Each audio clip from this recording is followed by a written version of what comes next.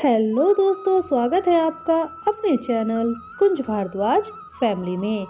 आज हम सुनाने वाले हैं कीड़ी नगरी की कहानी। तो किसी गांव में एक बुढ़िया माई रहती थी। उसके 2 बेटे और 2 बहू थी। बुढ़िया माई श्री हरि भगवान विष्णु की परम भक्ति, अपना व पूरा जीवन धर्म पुण्य कार्य कामों में लगाती थी। परंतु बुढ़िया माई कभी भी मंदिर वह सत्संग में नहीं जाती थी। एक बार गांव में भागवत हो रही थी तो बुढ़िया के बेटे ने कहा, माँ, सारा दिन घर में रहती हूँ, आप मंदिर में जाकर भागवत क्यों नहीं सुनती। बुढ़िया माई ने बेटे का मन रखने के लिए कह दिया, बेटा आज जाऊंगी, कल जाऊंगी। परंतु वह नहीं गई। ऐसा करते करते बुढ़िया माई ने 6 दिन निकाल दिए। बुढ़िया माई के बेटे ने कहा, माँ, आज तो अंतिम दिन है, आज तो कथा सुनने चली जाना। सारा दिन घर का काम करके बुढ़िया माई जाते जाते इतनी देर कर दी कि अंतिम दिन की भागवत कथा भी समाप्त हो गई। भगवान श्री हरि विष्णु एक साधु का रूप धर के बुढ़िया माई के पास आए और बोले, हे बुढ़िया माई, तुम कहाँ जा रही हो। बुढ़िया माई ने कहा, मैं भागवत कथा सुनने जा रही हूँ। तब उस साधु ने कहा, इतनी देर से क्यों जा रही हो, वहाँ तो कथा समाप्त भी हो गई होगी। बुढ़िया माई ने कहा, अब जब मैं घर से निकली हूँ तो जाकर ही आऊंगी। अब उस साधु ने कहा, अब तो कथा समाप्त हो गई, भक्त लोग भी अपने घर चले गए होंगे, अब तुम वहां जाकर क्या करोगी। तब बुढ़िया माई बोली, मैं वहां से एक ईंट उठा लाऊंगी। अब साधु रूप धरे भगवान श्री हरि विष्णु बोले, तुम वहां से मिट्टी की ईंट लाओगी, उसके बदले मैं तुम्हें एक सोने की ईंट दे देता हूँ। बुढ़िया माई ने ईंट ले ली और घर की तरफ आ गई और सोचने लगी, यदि यह ईंट मैं घर लेकर जाऊंगी तो बहू बेटे दोनों झगड़ा करेंगे। इसीलिए उसने उस ईंट को आंगन में बाहर ही जमीन में गाड़ दिया। लेकिन अब बुढ़िया माई उस ईंट पर लगातार ध्यान रखने लगी। खाने पीने घर के काम करने में सदैव बुढ़िया माई अपना ध्यान सोने की ईंट पर लगाए रखती। अब बेटे बहू ने पूछा, माँ, पूरे दिन आंगन में क्या करती हो। बुढ़िया ने कहा, मैं आने जाने वाले को देखती हूँ।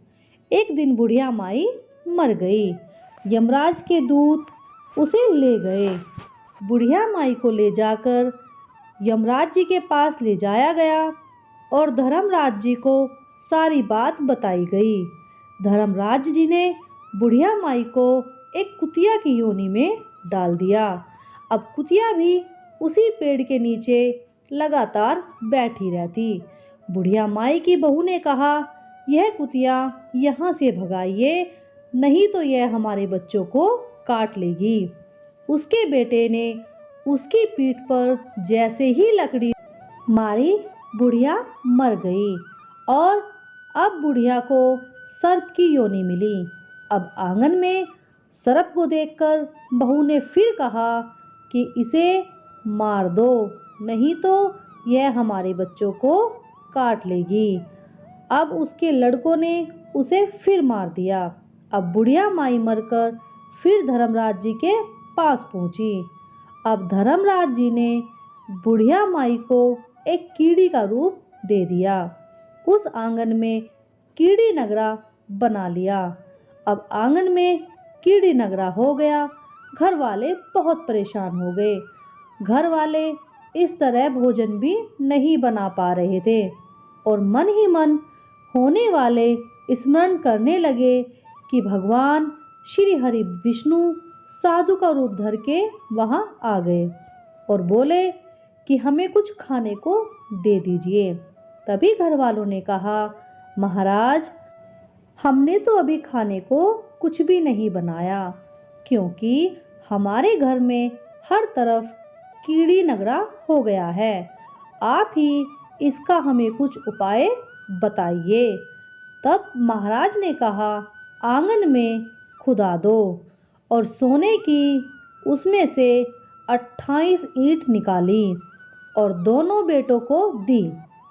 उन्होंने कहा कि तुम्हारी माँ के नाम से दान पुण्य करना, धर्मशालाएं बनवाना, स्कूल बनवाना, पियाऊ लगवाना, गौशालाएं खुलवाना, गाय के चारे की व्यवस्था करना। परंतु दोनों बेटे तो आपस में झगड़ने लगे कि तू दान कर, तू दान कर। किसी ने बुढ़िया के नाम से कोई दान किया ही नहीं और कीड़ी नगरा वहाँ उसी तरह स्थापित रहा। कुछ दिनों बाद सन्यासी फिर वापस आए और बुढ़िया माई के बेटों ने भगवान रूपधारी सन्यासी महाराज से कहा, हमारे घर की हालत तो वैसी ही है, कीड़ी नगरा तो वैसे का वैसा ही है। अब साधु रूपधारी उस सन्यासी ने कहा, यह सोने की ईंट के टुकड़े लाओ और उन्हें बेचकर उनसे जो भी धन मिले तुम्हारी माँ के नाम से दान पुण्य करो। इस कीड़ी नगरा पर शक्कर वह आटा डालो।